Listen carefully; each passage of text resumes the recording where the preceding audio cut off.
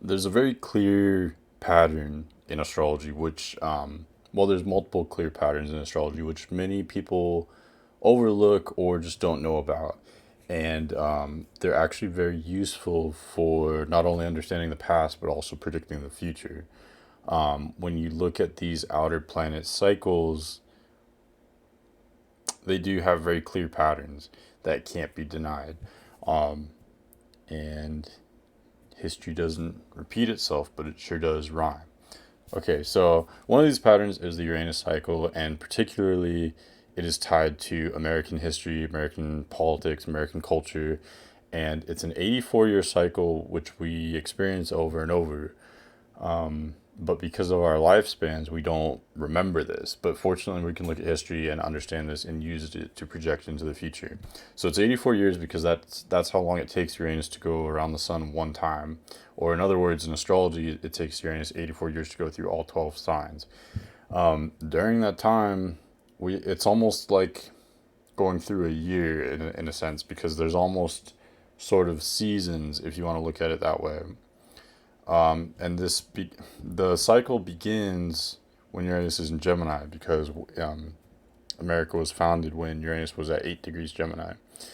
So there's two starting points that you could look at or consider for this cycle. One would be when Uranus ingresses into Gemini, and one would be when Uranus crosses the American Uranus natal position, which is 8 degrees Gemini.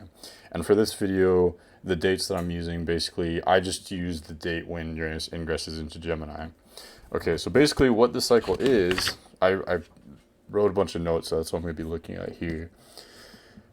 Basically what it is so every time Uranus enters Gemini, there's a period of rapid growth and acceleration, a period of renewal, rebirth. And I call it the fire phase. It's the first of four phases. Um, and this goes on for the first quarter of the entire cycle. So there's four phases.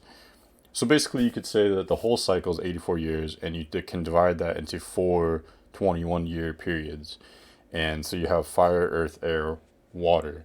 You could also look at it as spring, summer, fall, winter, because these are just patterns in not only in astrology but in consciousness of growth and decay, which can be found everywhere. So that's why I relate it to the elements because it's just a very helpful sort of pattern to apply here. Okay, so the first three signs after Gemini, or including Gemini, are the fire phase. So when Uranus is in Gemini, Cancer, Leo, you could think of that as spring or the fire phase, the first of the four phases. Then from there, so on, when Uranus is in Virgo, Libra, Scorpio, that is the earth phase. And there, again, there's many patterns that liken what's going on in history and culture during those times to the element that is represented by that phase. Then, so on and so on. Uranus in Sagittarius, Capricorn, Aquarius is the air phase, or you could think of it as the fall phase. And then when Uranus is in Pisces, Aries, Taurus, that's the water phase, the winter phase, the ending phase. And then again, once Uranus goes into Gemini, you have that rebirth again. We've experienced this Uranus cycle three times, and we're nearing the end of the third cycle of American history, and therefore the beginning of the fourth. And so that's why I really wanted to put this out there because like I said, not a lot of people know about it, but it's very timely. Like I sort of hinted at, if you understand this, you can understand a lot of what's going on in society right now and where we're going. This is one of the major themes which will define the 2020s as a decade. Okay, so let's see here. Okay, so the Uranus cycle, what is it? I kind of already defined that. Basically, it's the idea that Uranus's 84-year cycle is correlated to major trends in culture and history in the United States, as well as around the world, because what happens in America reverberates outwards, since for most of America's history, this country has been sort of a leader of worldwide trends. So that's why this is such an important pattern. Okay, so why does it work? The short answer is I don't know, it just does. I can speculate that when you look at America's chart for July 4th, 1776, Uranus is a strong planet in that chart. America has Sun in Cancer, Moon in Aquarius. So if you use Uranus as if you include Uranus in the rulership schemes, like in modern rulership schemes, with Uranus ruling over Aquarius, that would mean that Uranus rules over the natal moon placement. So that's a big factor. And then also Uranus is exactly conjunct the descendant at 8 degrees Gemini. So America has, an ascendant with 8 degrees Sagittarius and then a descendant with 8 degrees Gemini conjunct Uranus. And whenever you have Uranus conjunct, or, whenever you have any planet conjunct any of the 4 angles, it's very powerful and it defines that energy a lot. So that's also a reason. Another reason I found is because Uranus is one of the final depositors in America's chart. So it actually forms a sort of triangle. And what I mean by that, or a triad, what I mean by that is, so if you start if you include Uranus as a planetary ruler in the rulership scheme, it's included as one of the 3 ruling planets of the chart ruler, if that makes sense. So because the rising is Sagittarius, the chart ruler is Jupiter, which is in Cancer. But what rules that? The moon, and the moon is in Aquarius. What rules that? Uranus, which is in Gemini. What rules that? Mercury, which is in Cancer. And then that leads you back to moon in Aquarius, which leads you back to Uranus and Gemini, and it just goes on forever like that. So all 3 of Uranus, moon, and Mercury are 3 final depositors, which sort of control each other in a way. And they also are, included in that, they rule over Jupiter, which is the chart ruler. So, maybe that's another reason why, with that line of thinking, Uranus would be strong, but also Mercury and the moon would. But because Mercury and the moon are much faster bodies, they wouldn't be so involved in long-term long-term cycles like this, or long-term trends in history, whereas Uranus would. So I don't know. Those are just my thoughts on why this pattern would work. From here, I'm just going to go into, try to be as brief as I can, but also detailed, and just show you how this pattern has manifested so far in American history, and then where we're going from there, where we're going currently. Okay, let's see here. I kind of talked about the 4 phases, and I'll describe that cycle in more detail. I guess I'll do that now. So, let's see. So you start with what I call the reset point, which is when Uranus ingresses into Gemini. Whatever cycle you're talking about in astrology, there's always, the beginning is also an end. There's one point of death and rebirth, or a point of destruction, but also creation at the same time. Sort of like when you're being born, that's a very powerful creative time, but it's also destructive. It's in the sense that it's kind of violent, and it's it disturbs the status quo, and it's painful. It's painful being born, and the same can be seen in all these other cycles. So it's what happens to society is they're confronted with a crisis, which brings everyone together. Everyone has to be united because their survival depends on it. And the shared trauma of whatever event happens at that time. So far, it's always been a major war. That's been one correlation to the reset point. But there's a crisis involving a war, which brings everyone together. And because of that, people become united as a culture, as a society. They have shared values and beliefs, and culture becomes tighter. The community becomes stronger. The nation becomes stronger. Institutions become more trusted, and most people are in the most people are accepted in society. And the outliers, who are, the freaks, or the people who aren't accepted in society, are more outcasted, because most people fit into the group. They fit into the consensus of society. And during that first 21 years, you have rapid growth, social conformity. I kind of said that already. Those are the main things: rapid growth in all aspects of society, as well as social conformity. And then again, those who are outcasted are not accepted because they don't fit in with the majority. After that, you have the Earth phase, 21 years when Uranus is in Virgo, Libra, Scorpio. 21 years where there's less the economic growth which started in the fire phase continues in the earth phase. There's time of great economic wealth. um, History is a little bit quieter in terms of like events, because there's always war during the fire phase that ends during the fire phase, so the earth phase is probably the most peaceful phase. um, there's still very strong identity, tight culture and community. There's more building of infrastructure, railroads, highways, whatever it is at the time. Certain technologies are thought of or invented, but not yet implemented usually. And then during the air phase, the 21 years where Uranus is in Sagittarius, Capricorn, Aquarius, that's where the technologies that were invented during the earth phase usually become implemented in the air phase. And that affects communication, um, travel. Usually it's communication and travel, transportation, and then that reverberates outward into many aspects of society. During the air phase, there's also a lot of expansion, like the fire phase. There's mass immigration, or within the country, there's people moving around a lot. Changes in the demographics of the country. And then during the air phase, that it's the beginning of the second half of the Uranus cycle, and people become more self-focused. They start thinking less about the group and more about themselves. So society begins to sort of start to fracture, where people become more associated with smaller groups rather than just the country as a whole, or rather than the community as a whole. And so it's a sort of trade-off, because the institutions and cultural norms become weaker. People are more rebellious. People wear, less. They just sort of rebel against whatever the cultural norms of the time are.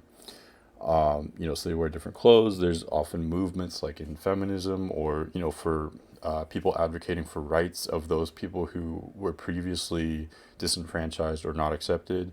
So it's a good time for people who would normally be outcasted are more accepted by society, because the group or the consensus is weaker. There's not as much of a consensus. There's more individual focus, individual opinions, counterculture movement, stuff like that. So I called it social diversification here. And then after that is the water phase, which is the hardest phase. You could also think of it as the winter phase. Uranus in Pisces, Aries, Taurus, where, oh, I forgot to mention, during the air phase, the economic prosperity which was maintained during the earth phase becomes very volatile in the air phase. So there's high highs, low lows. It becomes very volatile and unpredictable. So then in the water phase, that unpredictability usually leads to a crash, which leads to long-term poverty, which the poverty usually takes up most, if not all, of the 21 years of the water phase. And like I said, this is the hardest phase. Sometimes there is war, minor wars, just all kinds of problems, really. Like, that's kind of vague, but just general hard times, poverty. Again, people are still fracturing. Society's more fractured than, it's the most fractured during the water phase. So people don't trust the government. People don't trust institutions. There's corruption. You could kind of guess what part of the phase, what cycle we're in now, just by me saying that. But there's social splintering. Again, one of the plus sides of it is that individuals who were, less accepted by society are very accepted during the water phase, because again, there's no consensus. There's no the establishment, or whatever is considered normal is frowned upon, actually, and it's almost more, in a way, it's almost more acceptable to be unaccepted by society. If you're a freak or a weirdo or someone who wasn't accepted before, now you are accepted, and that's actually, the focus becomes more on empowering the individuals, and rebelling against social norms. So there's pros and cons to it, and I want to look at this neutrally, because there is a trade-off. There are advantages to having a strong, closely knit culture or society, but then the downside of disenfranchised individuals who don't fit the norm. And then there's also advantages and negative sides to, empowering the individuals, but not having that those shared beliefs or values, or that strong sense of community. So yeah, okay, and then so 21 years of the water phase, and that ends in a crisis every time. Again, like I said, there's some kind of crisis which basically forces people to come together. Everything becomes so split up that the tension just reaches a boiling point, and there's often a fight about what the new consensus should be. And one consensus has to win. One paradigm, one worldview, one set of beliefs or values prevails, and the others don't. And then that becomes the new consensus, which leads into the new fire phase. Where again, people have the shared trauma of whatever the crisis is, whatever the war is, and there's a winner, and that becomes the new paradigm. And crisis brings people together. When you have the stress leading up to it for 20 or 40 years, that brings people apart. But when it gets so out of hand that it becomes a full-blown crisis, that brings people together. Okay, so, and then one pattern I noticed that's pretty clear so far. Like I said, we've experienced 3 reset points so far in American history, if you include the one in 1774, just before the Revolutionary War. And so far with each of those 3 patterns, a major war, and when I'm saying major, like a very major war, you'll see in a second when I go over this, but a major war starts within 3 years of Uranus going into Gemini. So it's a very clear pattern. War starts within 3 years of the Uranus into Gemini ingression and ends 4 to 10 years before Uranus goes into Virgo. And why that's significant is because Uranus going into Virgo marks the end of the fire phase and the beginning of the earth phase. So in other words, the war starts within 3 years of the beginning of the fire phase and ends 4 to 10 years before the end of the fire phase. So it occupies about half. The first half of the fire phase so far has always been preoccupied by a major war. And again, so you have that destruction, but also the rebirth and the accelerated growth. Okay, so I'll show you how that has happened in society, in history so far. And I just think this is interesting. I'll try to be kind of brief, but let's see here. Yeah, okay, I covered all that. Okay, so obviously 1774, that's when you start getting these tensions, and there's this push for independence. And of course, not everyone is on board with that. There are people that want the status quo, that would rather just stay connected to Britain, but obviously we know that they lose. That's not the paradigm that's chosen. They become disenfranchised in the new reality later in the fire phase. But during the fire phase, so that the first fire phase occupies the time period from 1774 to 1793. The Revolutionary War is from 1775 through 1783, so it occupies most of that time. A little bit more than the first half of that period. Or about half.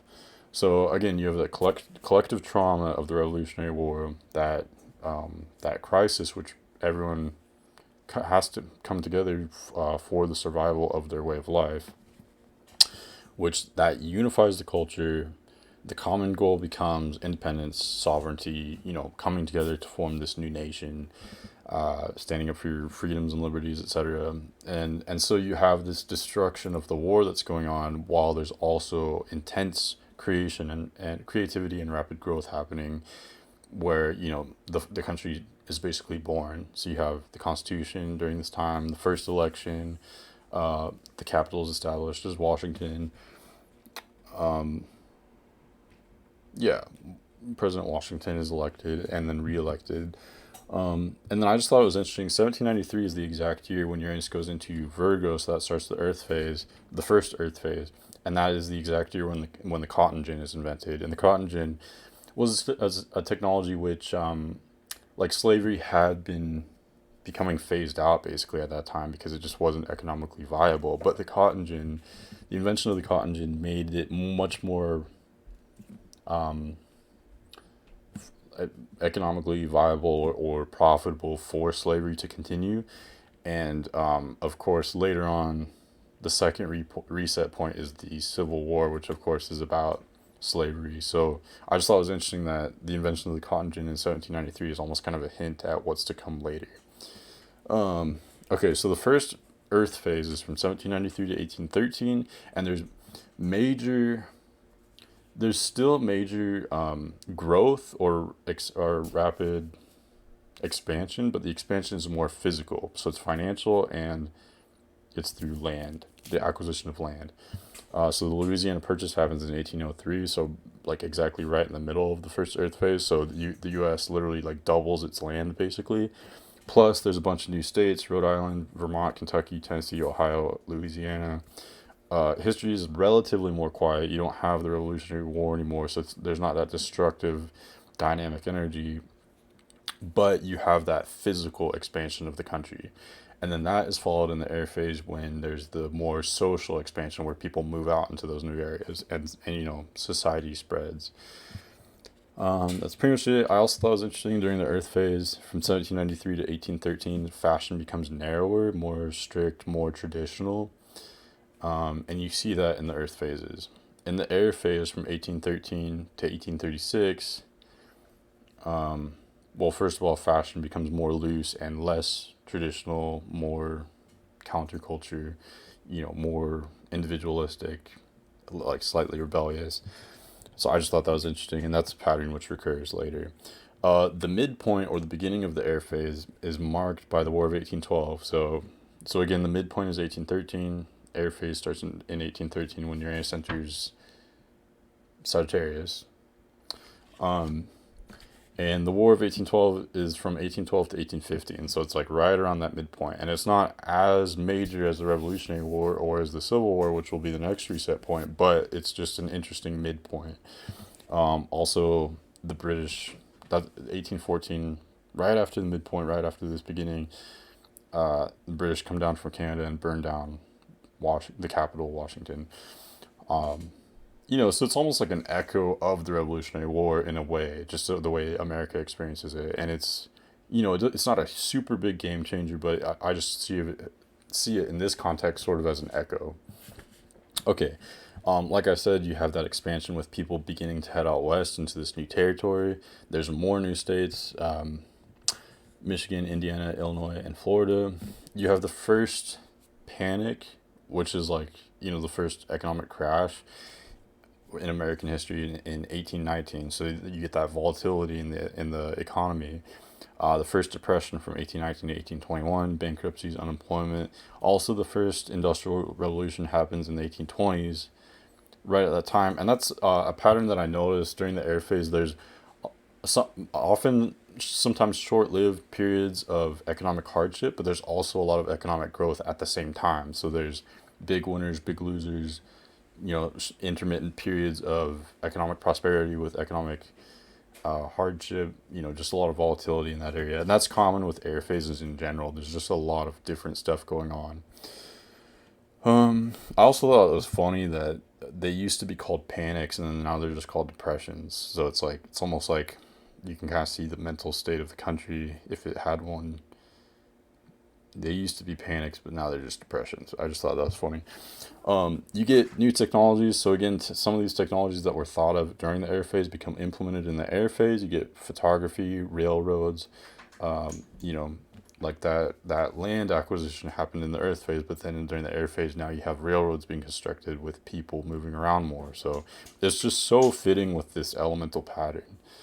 More new technology, fashion becomes looser and less traditional for both men and women. You have the Oregon Trail really getting going during this time, and more cultural diversification, because this is the phase where people begin debating about slavery, about the ethics of it. And then when you have that, you know, if you're familiar with U.S. history, as the states are expanding, that's where you get these arguments over slavery, slave states versus non-slave states. So you have that division starting in society. Okay. The water phase starts in 1836 when Uranus goes into Pisces.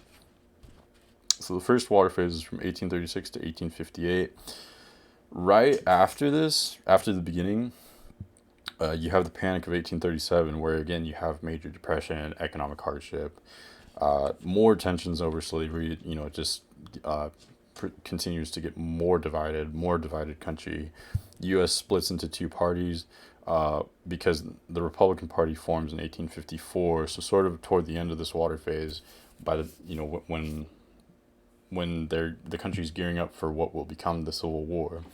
The Republican Party starts in 1854 as a sort of anti-slave party. That was sort of, so in a way it was almost a rebellious act, just the creation of the party itself. Yeah, so now you have this very divided country going into the water phase, dealing with economic hardship and tensions over slavery. Okay, yeah, and then by the time, like I said, by the time the Republican Party forms in 1854, you're really leading up to, that's the last 4 years of the water phase. You're really leading up to that crisis point, which will be the reset point. So 1858 would be the reset point in this cycle, which is interesting because, oh, and then I should also mention 2 years later, you do have that Uranus return for America when Uranus reaches 8 degrees Gemini in 1860. The Civil War is from 1861 to 1865, so just after the reset point and the American Uranus return. Like I said, a major war happens within 3 years of Uranus going into Gemini. Okay, yeah, and then in this case, you have the Uranus return right before the Civil War. And like I said, these tensions were already there before, but they're just building up to a point. The boiling point happens in 1861 in this case. Yeah, and then again, like I said, I've said this multiple times, but this pattern repeats. You have the collective trauma, the clashing of paradigms. What should be the paradigm of the future? Will there be an independent South? Will there be slavery or not? There's these different viewpoints and values and beliefs about what the future should look like. What should society look like? And that's fought out in this case in a literal battle, where people come together, where the society was divided. And of course, you have winners and losers, but there's a clear paradigm which becomes the new cultural norm, the new historical norm for American society. Yeah, and so the collective trauma brings people together. You know, you're most of the people are brought into this new paradigm, and if you're pro slaves, then you lost, and now you're one of the disenfranchised, individuals on the fringes of society. Okay. So the second fire phase is 1858 through 1877, and so again, the beginning of this is marked by a war. But again, there's breakthroughs in science. There's more growth in land, and then industrialization. I think it's the second wave of industrialization, but I could be wrong about that. Rise of white supremacist groups. So the counterculture, the few people that are on the outside of society that are not accepted are, they're that much less accepted, basically. So they're that much more rebellious, but they're a minority.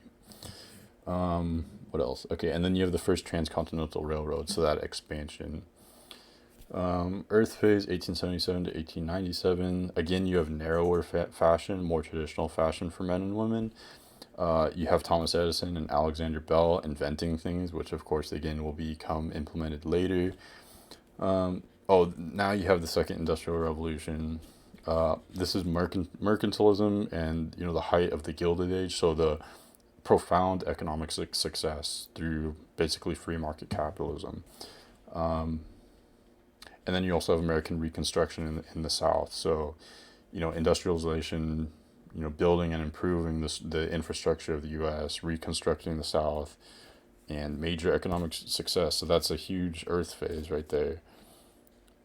Let's see. And then also Yellowstone National Park is established, so I just thought that was pretty fitting for an Earth phase. The second air phase, 1897 through 1920, is marked with Uranus in Sagittarius, Capricorn, Aquarius. So let's see here. So I thought it was interesting. You have a lot of contrast in the 1890s, which is sort of the transition from the Earth phase to the air phase. There's the Panic of 1893, so there's an economic crash. But I thought it was interesting. The 90s are called the gay 90s because they're a time of merriment and optimism. So you have that contrast going into the second air phase with economic devastation and economic crisis, but then also it's known for a happy time, to be a happy time. So there's that contrast there. There's the highs and the lows, and everything I said before. Um, Fashion becomes more liberal again. There's technology was invented where colors can be used more in fashion, so I just thought that was pretty interesting. Gilded Age continues, so again, there's generally economic success, but it's fluctuating. So there's a lot of profits, but also high crime and poverty. So again, you have that mixing of all these different societal aspects. Technology affects communication. So the communication and travel again. So there's the first flight, first radio, which were sort of built on inventions of people that were working during the Earth phase for the most part. At least with radio, usage of typewriter, mass production of the automobile, first wave feminism. So again, those counterculture movements empowering people that weren't empowered before during the previous or ongoing cultural norm. Those people that are disenfranchised are speaking out, getting into groups and stuff. So there's first wave feminism. Lots of demographic dynamics changing. So you have mass immigration. So East Coast cities are growing. There's also people moving around within the country as well. World War One happens 1914 to 1918, so it fits pretty evenly at the end of the air phase, but it's really just a foreshadowing of the Second World War. It's not super significant, at least in this cycle. And of course, I should say that in this kind of astrology, there's of course other patterns happening as well that are concurrent to this pattern. This is just one very defining pattern, which has very obvious effects to it or correlations to it. But of course, you have to think about Pluto and Neptune and all this other stuff that's going on as well. Which maybe might have had more to do with World War One or other events. Or different phases being different ways. Because each reset point has a lot of parallels, but is also different, and that just depends on the other astrology going on. Yeah, so World War One is actually not very significant in this pattern, although, like I said, it does fit in kind of neatly in the very end of the air phase. So it brings you into the water phase. The second water phase is from 1920 to 1942. The 20s are called the Roaring 20s, so you still have that kind of airiness of the preceding air phase where there's economic success, but it's very unstable, of course, because you have the economic crash in 1929. After the stock market crash of 1929, there's the Great Depression lasts for exactly the rest of the water phase.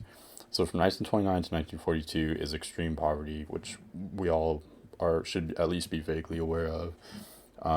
So again, that fits in very evenly into this water phase, and it takes up most of the water phase. Yeah. Let's see. Even in the 20s, during that economic success, there was also increasing poverty. So the high highs, low lows. It almost seems like an airy phase. So I almost wonder if there's other planetary transits that were airy, but I could look into that. But people are defying cultural norms more. You have the people having fashion that's against what's typically socially acceptable. The 1930s are called the Dirty 30s because of the Dust Bowl. So this is just a situation where there's economic hardship and everything's kind of going wrong. Again, one of the major pros to this time is that people that were disenfranchised before are empowered. So, you have feminism. There's also countercultures worldwide. So whereas there was a long period of very strong republicanism in American politics before this, during this water phase, you have liberalism, socialism, fascism spreading throughout the world, as well as the U.S. Not so much fascism, but liberalism and socialism. People not trusting the institutions, the establishment, the whatever was in power before is now not as trusted. Okay. So the water phase ends in 1942, and so 1942 is the third reset point. and 1942 is D-Day, so it's, pretty much right in the middle of World War II. World War II is from 1939 to 1945, so right centered around this reset point. So that's why this is a pretty obvious pattern, because basically the first reset point is the Revolutionary War, second one is the Civil War, third one is the World War II.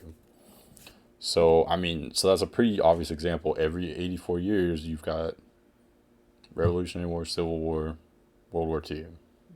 So that's just one aspect of the reset point, but it's usually manifested through a major war, like I said.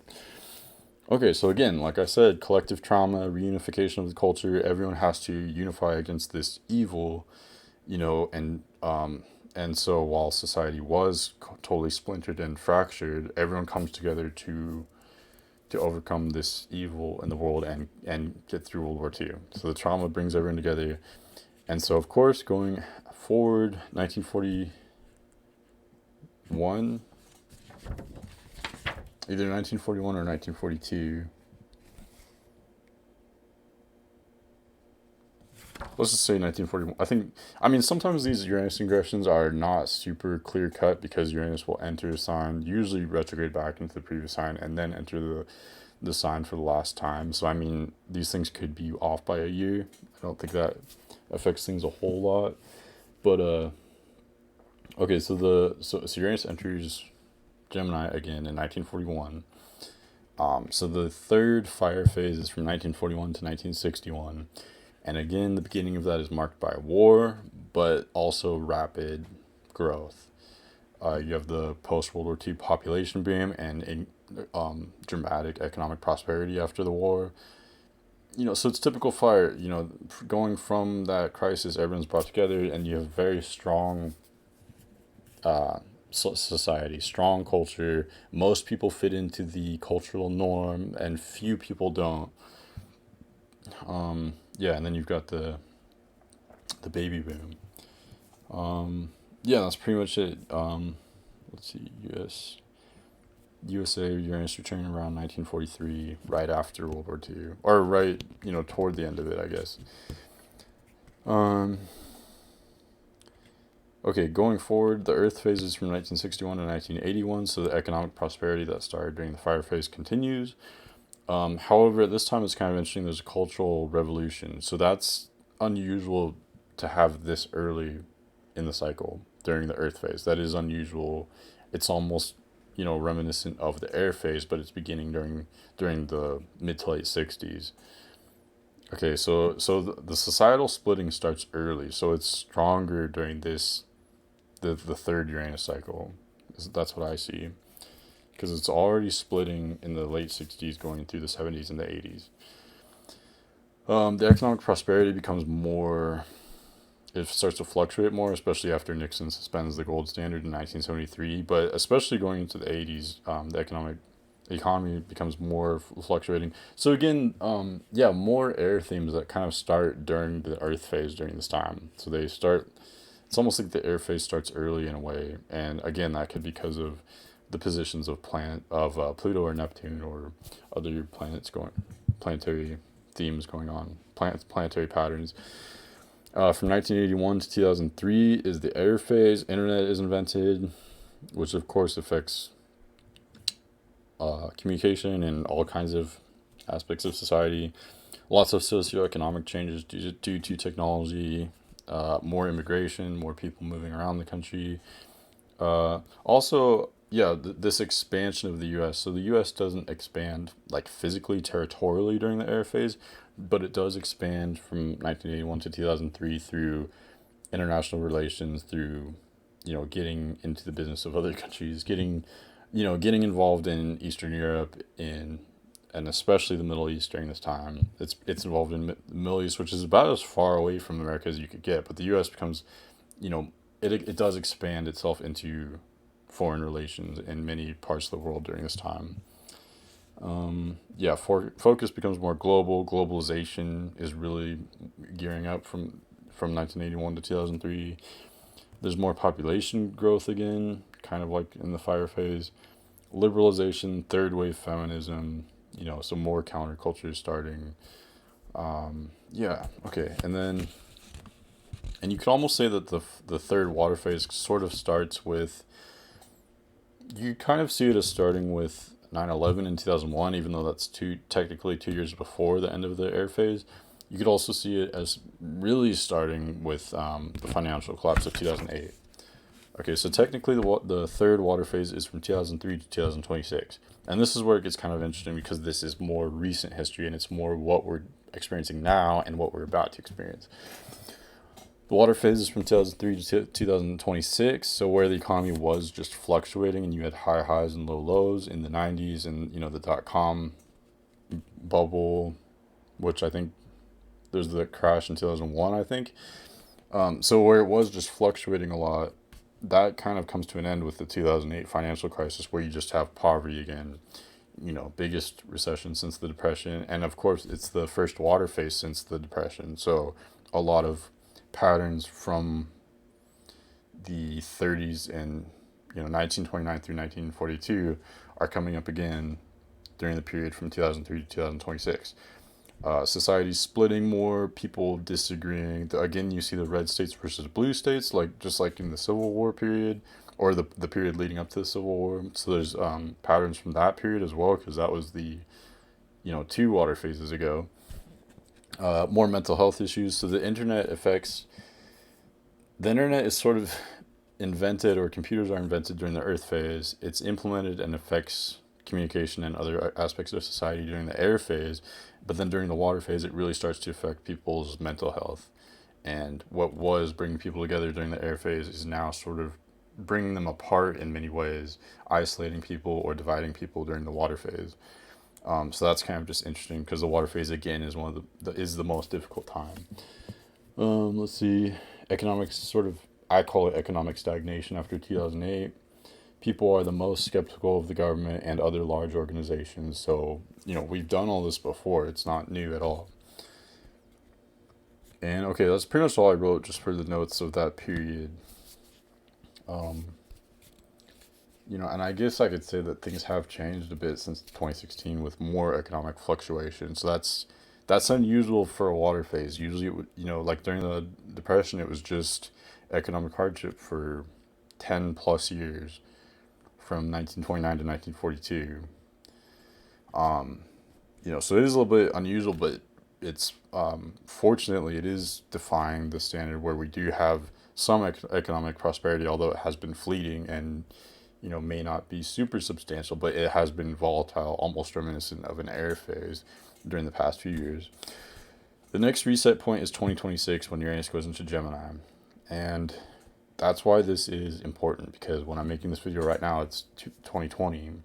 So we're starting to wrap up the water phase, and the reset point could happen in multiple ways. I don't know the future. There are multiple futures. However, I could say that, as I mentioned earlier, just going off of the past 3 reset points, they've all been marked by a major war at some point. And just looking around the world right now at the tensions going on, there could be some kind of civil war, with America being so divided right now. There could also be some kind of international war, something involving China or the Middle East. It could be multiple things, really, and I did make a video saying that there wouldn't be a war, but if you listen to it, there is war now. It's just usually more indirect. It's more through mind control, economic manipulation, mental manipulation, weather control. It's more indirect now, but it could be direct. It's just usually more indirect. And again, the Revolutionary War, Civil War, and World War II are obviously similar because of all the trends that I just listed, but they're also different. And so this one will be very similar. There will be many parallels, but it will also have its own character. And, exactly what it's centered around, there are many hints of now, but it's impossible to say for sure. Okay, so judging off the last 3 reset points, a war is likely to begin between 2023 and 2029, and likely to end between 2035 and 2041. Okay, and I guess I could say this next fire phase would be from 2026 to 2040, 7. Yeah, something like that. 2025 or 2026 through 2045, 2046. Yeah, so let's see here. So I just wrote, after 2026, the US gains a new paradigm. This paradigm is new, but it's something that's already in the mix right now. Right now, we're experiencing still the splitting of America into these different paradigms, these different arguments over what the future should be, what society should be, what should be the societal norm. People are fighting about that now. At the reset point in 2026, during that, whatever that war is, whether it's a literal war or it's an indirect war, that the outcome of that war will decide what the new paradigm is. And then going into the fourth fire phase of American history, that new mainstream, agreement through in culture will be decided, and most people will fall into that. Okay. Yeah, so actually, I want to do more videos related to this in a way, because this is just one aspect that's happening in the 2020s. There's other ones as well that are like specifically impacting America's chart, American history. There's multiple other patterns which are all coinciding at this same time in the 2020s, which all point to this being an extreme time where there's this transformation, not just in this cycle, which obviously, as I've covered, is a major one, a big one, but there's other ones happening too, and I can talk about those as well. America's also experiencing its Pluto return and its Neptune opposition within just a couple of years of the Uranus return and Uranus going into Gemini. So all that. So this is going to be in some ways more intense than the Civil War or World War II. At least as intense, if not more intense. And it's just going to get more intense going forward. So that's why I wanted to put this information out there. Okay, let me just make sure I covered everything. I think that's pretty much it. The Uranus cycle is one of the reasons why I believe that the Age of Aquarius, the marker that I put it at, because it's sort of like having a calendar. You could begin the calendar on different days. You could begin it on January 1st, or you could begin it on the first day of spring. That's kind of like the Age of Aquarius. You can begin it on different markers depending on what you define the Age of Aquarius as. I consider it beginning in 2026 or 2027 with the ingression of Uranus going into Gemini, because that, again, it's the fourth reset point where American history is restarted. And again, there's other patterns which are all coinciding, which make it that much more intense. Okay, yeah, I should wrap this up. I think I covered everything. Yeah, so this is an extremely interesting time in American history as well as world history. Pretty much we're at the end of a very, very large cycle, and that's why all these other smaller cycles, even though they're very large, like an 84-year cycle, and these 100 and multiple 100-year cycles are all coinciding. It's because we're at the end of a very, very large cycle, and everyone is basically showing up. Pretty much anyone who's incarnated on Earth is showing up now to see the final outcome, the final event, what's the word I'm thinking of? I can't remember, but everyone's seeing this final outcome, this final battle, to see the result of this huge multi-thousand-year-long cycle. So, in understanding the bigger picture, you need to understand these relatively smaller cycles, even though, of course, an 84-year cycle is a large one, but this is just one key component of what's going on right now, so that's why it's important. Okay, let me know if you have any questions, and I hope that was insightful. Again, I think it's really fundamental for understanding what's going on right now. Let me know if you have any questions. Let me know if you want me to cover anything else, and hope you enjoyed that. Okay, bye.